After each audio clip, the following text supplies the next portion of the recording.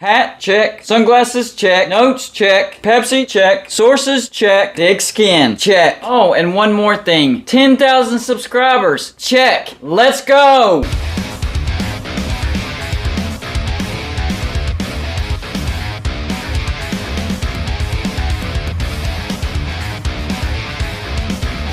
Hey, welcome to Gold and Blue Dude, everybody. If you're a college football fan, go ahead, hit the like and subscribe button because that's all we do around here, and we have another great video for you today. Yesterday, I talked about the monumental, historic TV deal that the Big Ten finally inked in. It starts out that each team makes around $70 million a year, but it flexes to teams will eventually make $100 million a year. So it is a big TV contract. 3 networks are going to be used in this TV contract. It's going to be Fox, NBC, and CBS. Kevin Warren also mentioned that the Big Ten is not done expanding. Well, today, Brett McMurphy reports Big Ten's Kevin Warren tells at Real Sports HBO he sees the Big Ten having 20 members and paying players. Those paying players are things we have to resolve. We have to. So I want to be part of this conversation and will be part of this conversation of what we can do to make this better. Talking about the NIL and straight up paying players. This was the phrase that I wanted to avoid. We don't want college football to evolve into a product that resembles the NFL. That's absolutely what we do not want. Bottom line is, if I wanted to watch the NFL,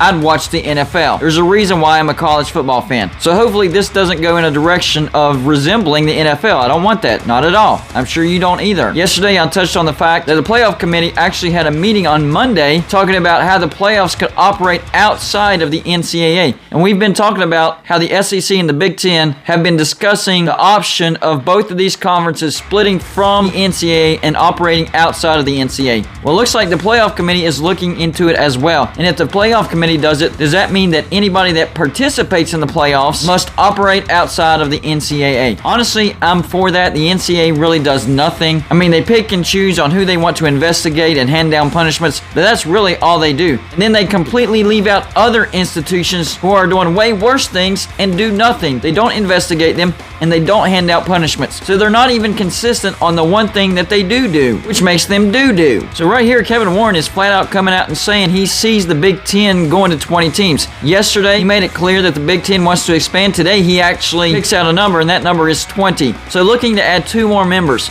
By when? By the start of this TV deal? Within 5 years? By the end of the decade?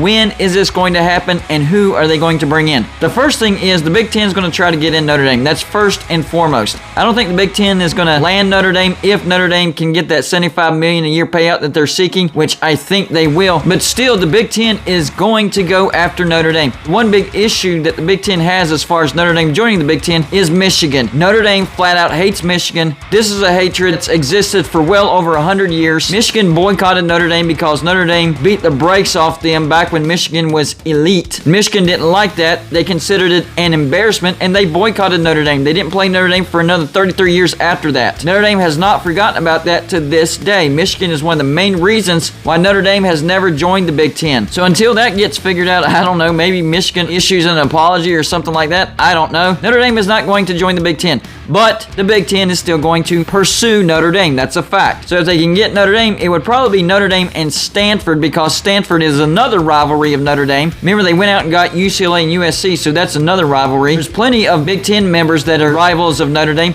There's a few in the ACC, but because of that grant of rights, the Big Ten is not going to go after any teams in the ACC right now. So it would be Stanford and Notre Dame if the Big Ten could get Notre Dame. But to me, I think that's off the table. I don't think they're going to get Notre Dame. So what 2 teams are they going to get? I think it's going to be out of the Pac-12. That would be the easiest conference to pick out of right now. They're renegotiating the TV deal with ESPN, and it's not looking good. Oregon and Washington are wanting the majority of the money out of that TV deal. They want 16.5% apiece. That would give them around $44 million a year. Cal and Stanford is in the second tier. They're wanting 13.5%, which would give them around $30 million a year. So the Pac-12 is in all sorts of trouble as of right now. I'm not saying in the future they're not going to be fine, but right now the Pac-12 is in trouble. Now, if the Pac-12 can somehow keep Oregon, Washington, Stanford, and Cal, then they're going to be fine. That would keep the Pac-12 together, and they could actually add members from a group of 5 source maybe. Or maybe they can pick off some teams from the Big 12, which I think that would be their best option. But George Kliavkoff has come out and said they're not interested in shopping in the Big 12 right now. But the Big 12 would provide them with the best teams as far as keeping them a Power 5 conference, but not really just a Power 5 conference, but keeping them a relevant Power 5 conference. But as for the Big 10, what 2 teams are they most likely to go after in the Pac-12? Well, team number number one, without a doubt, is Washington. They have the biggest fan base. They have the biggest TV market whenever it comes to Seattle. They have the best brand in the Pac-12 when you take out UCLA and USC. No offense, Oregon fans, you guys have built that football brand, but Washington still has the biggest brand, the best brand in the Pac-12 right now, not including UCLA and USC. So Washington would be a must. If you're going after teams out of the Pac-12, Washington is number one, undisputed. They are a must. Number two is where it gets tricky. You have Stanford. They have a great alumni base, pretty good brand, pretty good fan base, but they're more focused on Olympic sports. This is all about football, and academics do play a part in this, but really anybody in the Pac-12 could qualify for the Big Ten because the Pac-12 considers themselves the finest of fine learning institutions. In order to qualify for the Pac-12, you have to meet a certain bar. So I think everybody in the Pac-12 could qualify for membership in the Big Ten. So you're going to have to pick and choose. Academics don't really play a part in this because they're going to qualify automatically being in the Pac-12. And there's Cal. A lot of people think that if you take Cal out of the Pac-12 is done. Is Cal an option for the Big Ten?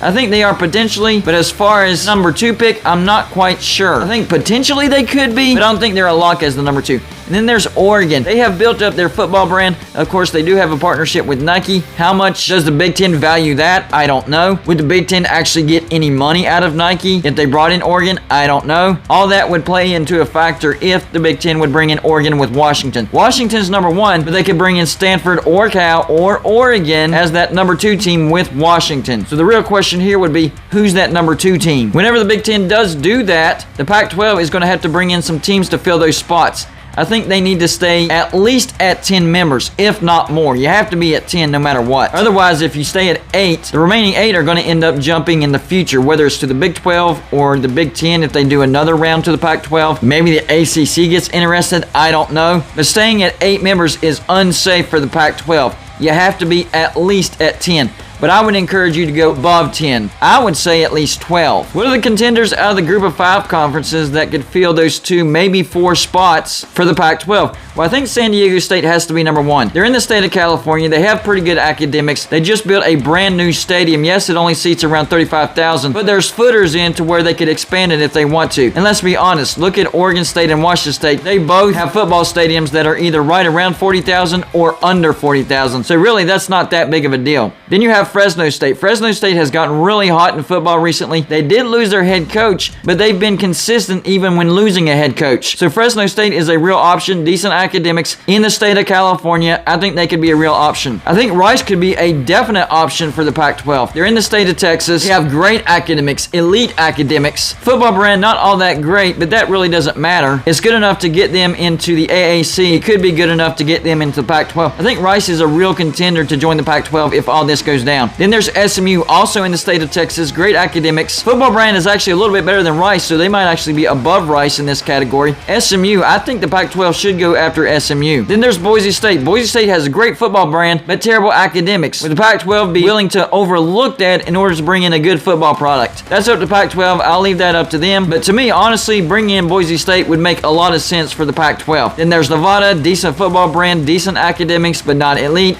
Maybe. Utah State, you already have Utah in there. I don't think Utah would be too thrilled to bring in Utah State. I think they'd be willing to put up with BYU, but not Utah State. Then there's Memphis. I know Memphis is more on the East Coast. They're in Tennessee, but Memphis has pretty good academics. They're renovating the Liberty Bowl. Their football product is actually pretty good. Maybe the Pac-12 extends further east and grabs a Memphis. I don't think that's a terrible idea, but would they actually do it? Then there's Tulane. A few people have mentioned Tulane. Great academics. Not a great football product. It does stretch out a little farther east. I wouldn't say Tulane, but there are some people out there that are saying, hey, they should go after Tulane. A couple other Texas schools, you have UTEP and UTSA. Decent academics, I guess. Football brand on the up and up, but not great. Might be interesting. It would give the Pac-12 a footprint in the state of Texas, but I have Rice and SMU above UTEP and UTSA. And there's Colorado State. They already have Colorado in the Pac-12. I don't think they'd be all that thrilled to bring in Colorado State. Maybe the Pac-12 wants to lock in that rivalry. It's a great underrated rivalry. They could bring a little something to the Pac-12, but I have them low on the list for the Pac-12. Then there's Air Force. Maybe, they are a service academy. Great academics. They do fit the Pac-12 mantra. Maybe they should be higher on this list. I don't know. Then there's UNLV. Great potential, but their fan base just does not support UNLV. They have decent academics, but if they want to join the Pac-12, that fan base has got to get behind UNLV. I mean, they have a great football stadium. They share it with the Las Vegas Raiders, but they can't even come close to filling it a quarter of the way full. So I would say pass on UNLV. So those are the options of the Pac-12 as far as bringing in group of 5 teams that could refill the Pac-12 if 2 more do indeed end up going to the Big Ten. And who knows, the Big 12 might pick off a few teams in Arizona, Arizona State, Colorado, Utah. Then the Pac-12 would definitely need to backfill from group of 5 conferences. And yes, the Mountain West would be the biggest target, but I mentioned some other teams that are in some other conferences that could be a possibility. Bottom line is Kevin Warren has given a fair warning that they are going to expand and they are looking to go to 20 teams. So the Pac-12 needs to prepare themselves for the possibility of losing a few more members. And there was talk that ESPN is willing to put in their TV deal with Pac-12 an out clause for Washington, Oregon, Cal, and Stanford in case other conferences come a-calling for them. So it looks like this is actually inevitable that at least 2 of those 4 teams are going to end up in the Big Ten. The question is, which one besides Washington? Because Washington has to be number 1 on the list. Anyways, y'all let me know in the comments section, which 2 teams out of those 4 teams do you think the Big 12 does eventually get? And what teams do the Pac-12 need to go after in order to backfill to keep their numbers up to be a relevant Power 5 conference? That's all I got for you for this show. Like and subscribe if you haven't already, and I'll see you on my next show.